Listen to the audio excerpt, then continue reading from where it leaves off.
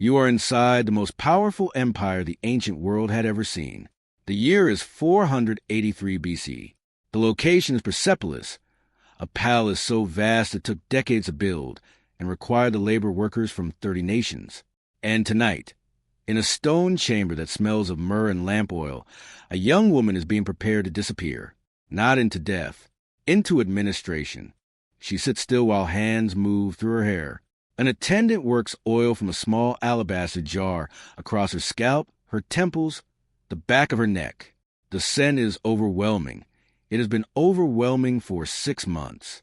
She has been soaked in myrrh so long she can no longer remember what she smelled like before. That is not an accident. That is a procedure. She came from a noble family in the provinces of Susa. She had a name. She had a language, Elamite, the tongue of her mother's house. She had a specific memory of morning light through a particular window, of a courtyard where she learned to read administrative script as a girl. 2 years ago, agents of the Achaemenid royal household arrived and collected her. She did not refuse. Refusal was not a category that existed in exchange. Tomorrow she goes before the King of Kings, ruler of an empire stretching from the Aegean to the Industry. If he calls for her a second time, she rises in rank. If he does not, and most are not called again, she moves to the secondary house, a different wing, a different ration allocation, a different administrative designation. She will live there for the rest of her life. The attendant sets the alabaster jar on the stone shelf. A lamp goes out. Her name? The records don't say. If you find that detail difficult to believe, it sounds like poetic license, then you need to know about the tablets, because the empire kept receipts and those receipts survived. In 1933, archaeologists excavating the northeastern terrace of Persepolis broke through into a sealed storage room that had been collapsed and forgotten for over 2,000 years. Inside were approximately 30,000 clay tablets and fragments. Scholars named them the Persepolis Fortification Tablets, and today they are housed primarily at the Oriental Institute, still being translated, still yielding their data. They are not poetry. They are not chronicles of kings. They are administrative records. Among the ration records are women, hundreds of women, listed in groups by palace location and daily food allocation. None of them appear by personal name. They are location codes. They are numbers. Contemporary scholars have noted something chilling in the ration data. Allocations decreased as women aged or were reassigned to lower-tier quarters. The system had a metabolic logic that required no malice to operate, only process.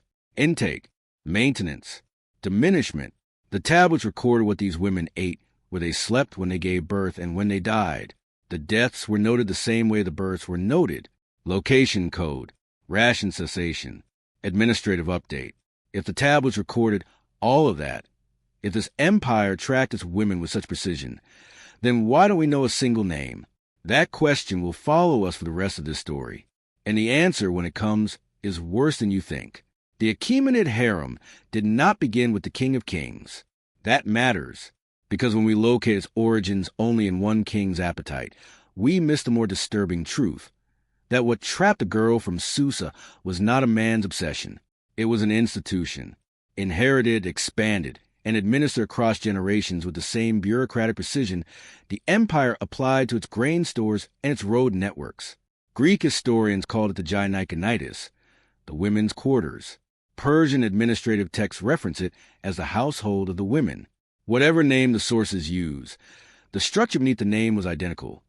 A ranked hierarchy of wives, secondary wives, and female dependents governed internally by the queen mother and chief queen, and managed day-to-day by a corps of eunuch administrators. These men were not marginal figures. The eunuchs who ran the household of the women held genuine institutional power. They controlled access. They managed ration distribution. They supervised the preparation rotations of newly arrived women, and served as the king's proxies during selection. The intake process was not informal. A woman arrived. She entered the preparation system. She underwent a documented 12-month regimen. 6 months with oil of myrrh, 6 months with spices and cosmetics. After the regimen, she was presented. After presentation, she did not leave. Scholars examining the legal and administrative frameworks have found no documented mechanism for exit. No record of release. No protocol for return to family or province. The door in every surviving source opens only one direction. The harem was not a place women entered and left. It was a place the empire deposited women, so they would remain permanently within its administrative reach, which forces a question that haunted every woman who understood the system clearly. If you could not leave regardless of outcome, if both the king's favor and his indifference ended in the same walls, then what exactly were you being prepared for? If you've stayed with us this far, subscribe now and turn on notifications. The history they taught you about this court was missing the most important document in existence, and we're about to open it. Now step back inside the preparation quarters. Step back 1 year before the night with the alabaster jar, because the girl from Seuss arrived with something the system intended to take from her, and watching it happen week by week is the only way to understand what was actually being done. She arrived with a name. She arrived with a language. She arrived with a specific way of moving through a room, learned in a household where she had been a person of consequence.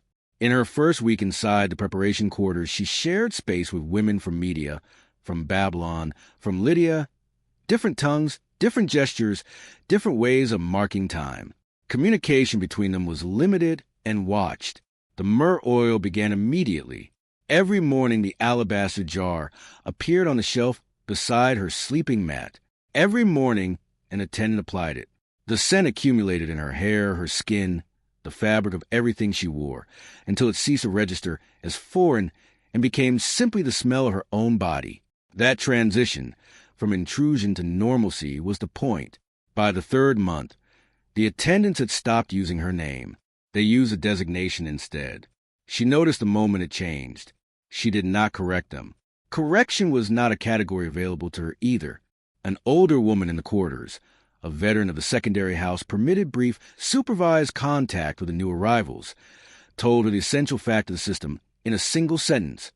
The king sees 1 woman per rotation. She asked how long the waiting lasted between rotations. The older woman looked at her for a moment, then looked away. She did not answer. She didn't need to. Herodotus wrote his histories in the 440s BC, within living memory of the previous king's reign. He is not a neutral source. He was Greek, writing for a Greek audience still processing the trauma of Persian invasion, and his portrait of the Achaemenid court carries the distortions of cultural distance and political purpose. Historians do not read him as gospel. They interrogate him. They cross-reference him against the archaeological record, against Persian administrative texts, against the convergences that emerge when a biased source and an unbiased ledger agree on the same structural detail. And in the case of the royal court's treatment of women, the Greek historian and the fortification tablets agree on the architecture, if not the drama. What the historian gives us that the tablets cannot as consequence. Specifically, he gives us the episode of a royal daughter-in-law. During the later years of his reign, the king developed an obsession with a young noblewoman who was not a dependent of the royal household, not a secondary wife, not an administrative acquisition. She was the wife of his own son, the royal prince. The relationship was not secret for long, and the fallout did not remain private.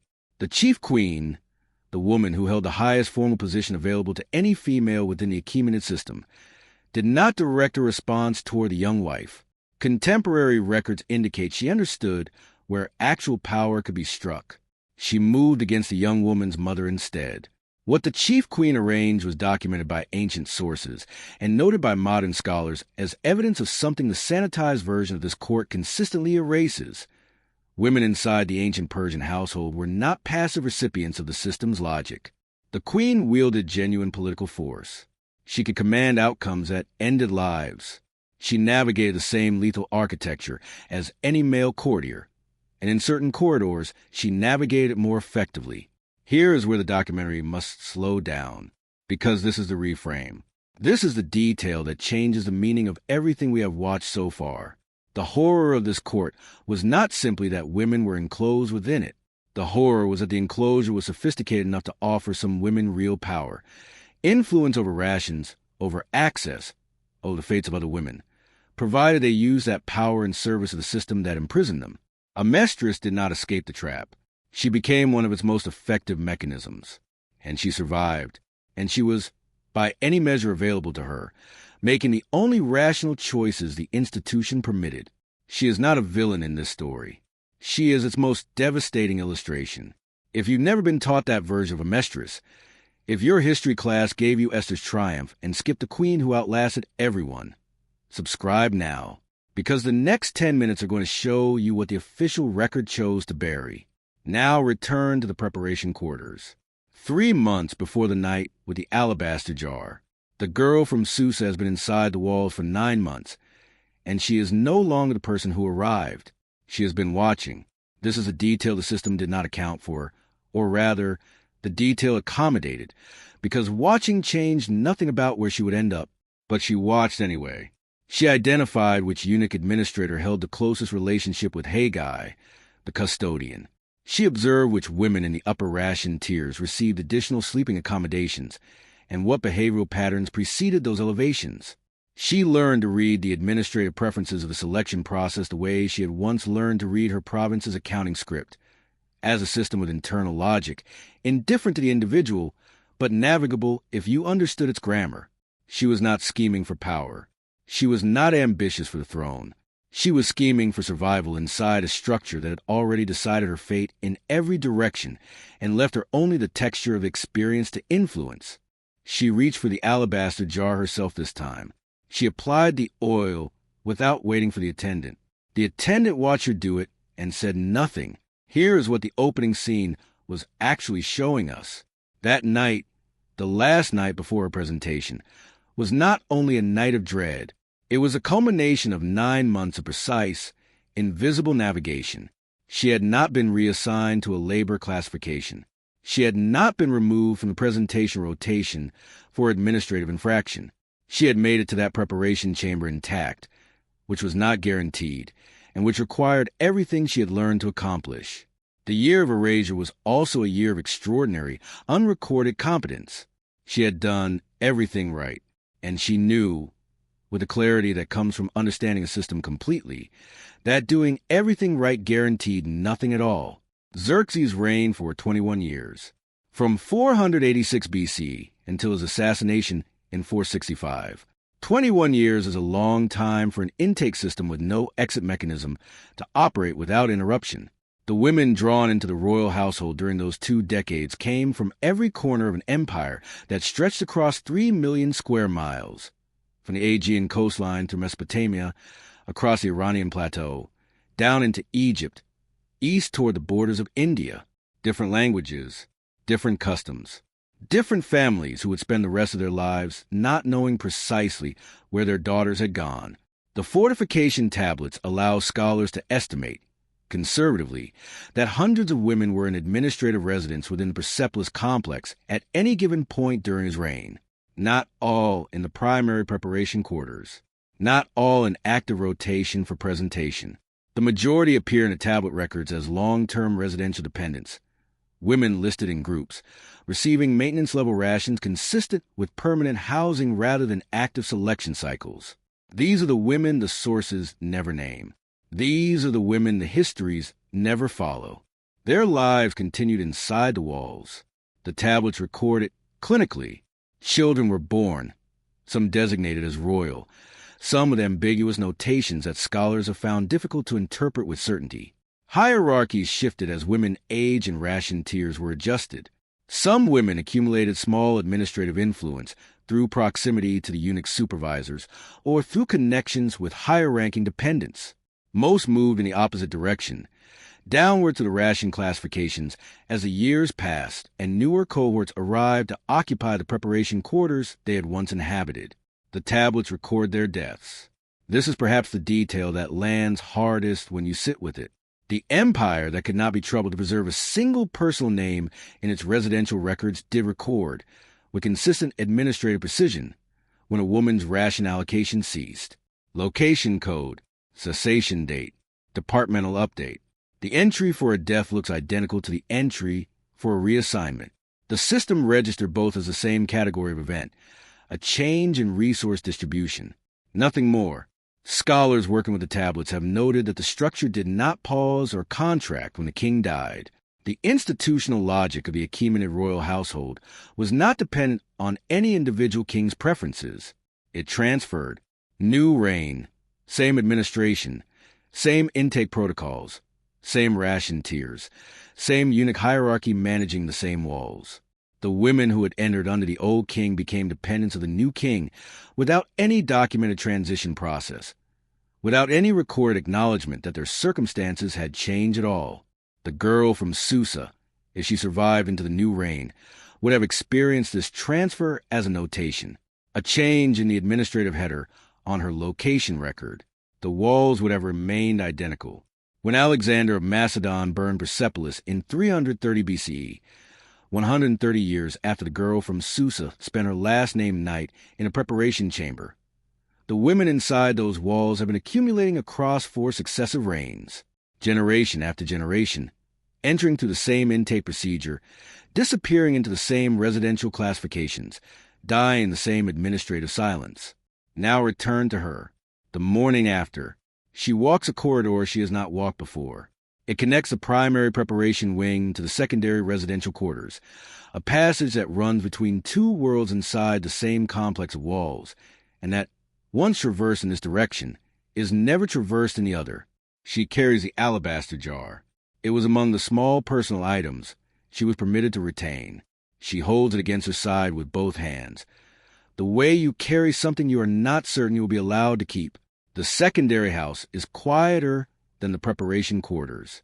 The sounds are different, not the sound of active process, of attendants moving through rotation schedules and administrators cross-checking allocation records.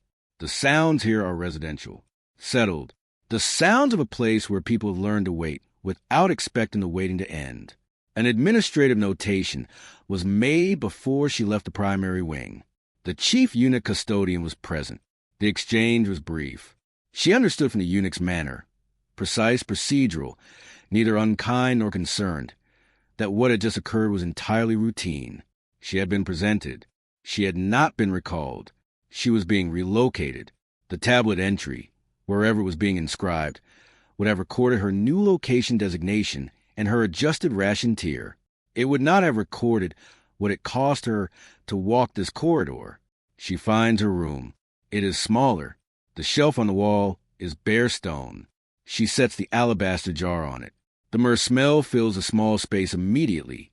It has saturated the jar itself, worked into the porous surface of the stone over months of daily use. And now the scent is inseparable from the object, inseparable from her. She sits.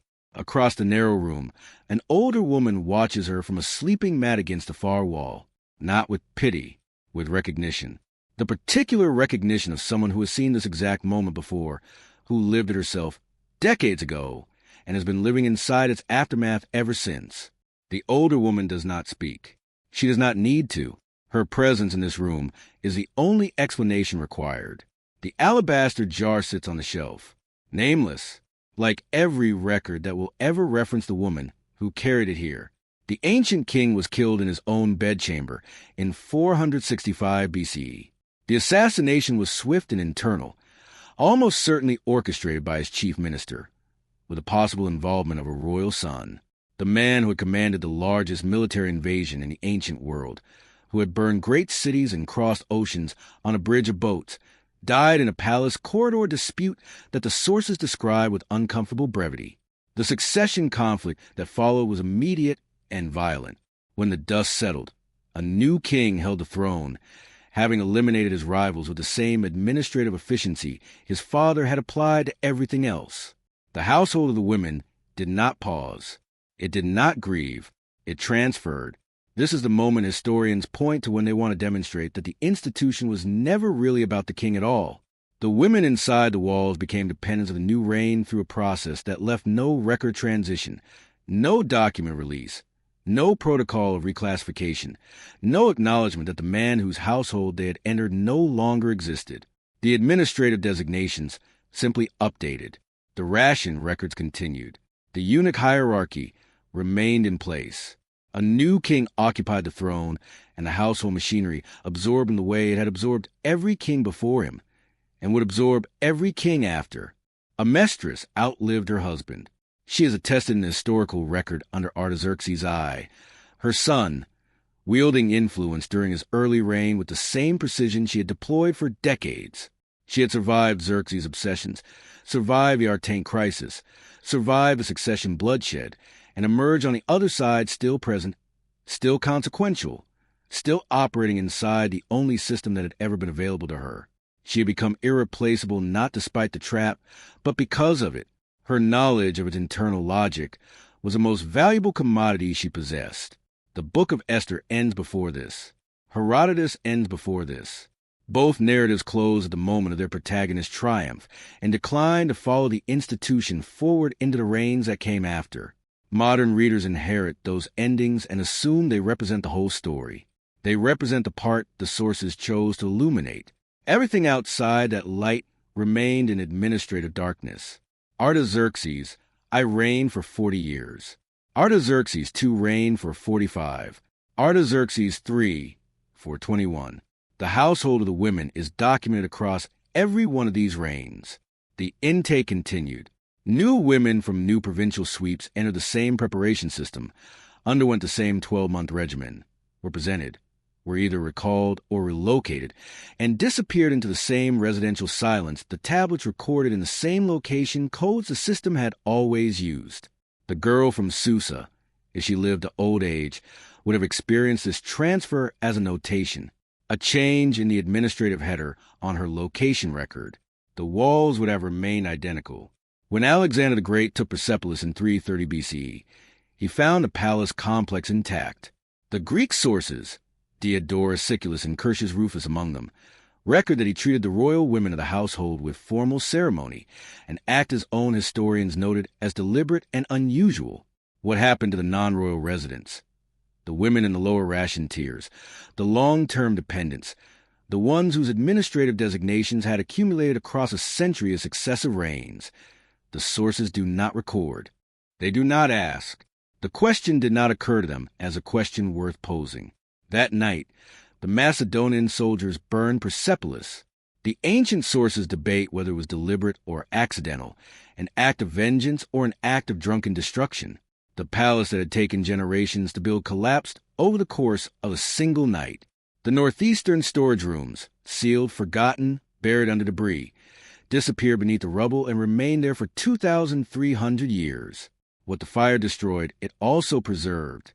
The clay tablets inside those storage rooms, on fire when they were sealed, were baked hard by the heat of the burning palace. The same catastrophe that ended the world the tablets described made them permanent. When archaeologists broke through into that collapsed room in 1933 and found 30,000 fragments waiting in the dark, they were holding the only version of this story the empire never intended anyone to read. Scholars are still translating them.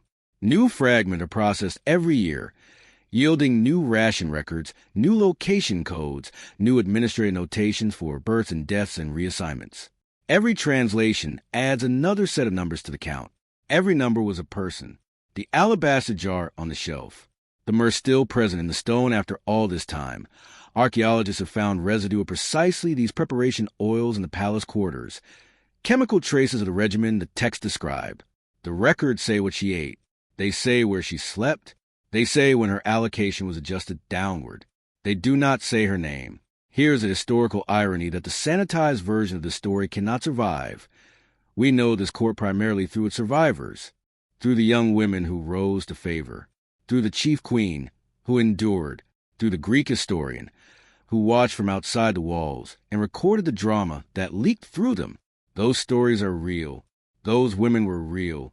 But they are the exceptions the system accidentally made visible. The system's true product was silence. Hundreds of women, across 2 centuries of continuous operation, reduced the location codes in an administrative record that no one was meant to recover. The empire built walls to keep them in and built an entire bureaucracy to ensure they would leave no trace that mattered. It did not account for fire. It did not account for the archaeologists. It did not account for the fact that destroying a thing and erasing it are not the same. The tablets are still being counted. The women inside them, still nameless, still numbered, still listed by location and ration tier, are still being found. 2.5 millennia after the last jar of myrrh was set on the last stone shelf in a preparation chamber that no longer exists, someone is still reading the receipts. If this history stayed with you, if you want to understand the other courts, the other institutions, the other systems that consume people and call it order, the next video is waiting. The story doesn't get simpler, but it does get clearer.